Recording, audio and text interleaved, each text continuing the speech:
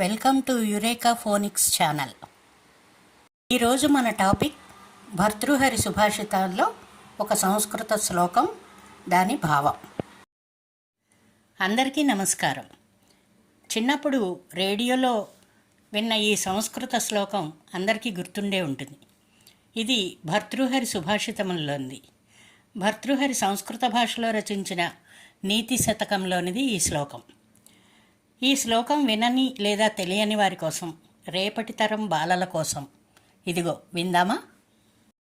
కేయూరాణి భూషయంతి పురుషం హారాన చంద్రోజ్వలా న స్నానం న విలేపనం న కుసుమం నాలంకృతా మూర్ధజా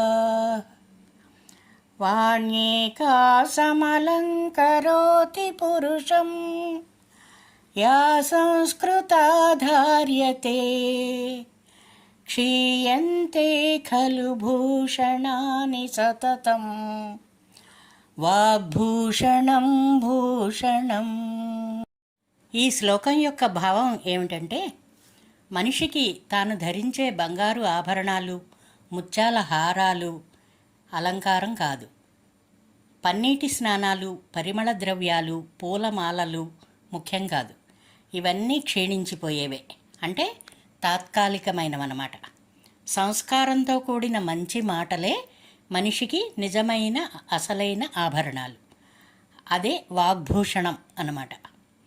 మంచి మాటలు ఎప్పటికీ క్షీణించవు మరియు శాశ్వతమైనవి అని ఈ శ్లోకం యొక్క అర్థం. ఇటువంటి నీతి పద్యాలు, శ్లోకాలు మీ పిల్లలకు కూడా నేర్పిస్తారు కదూ.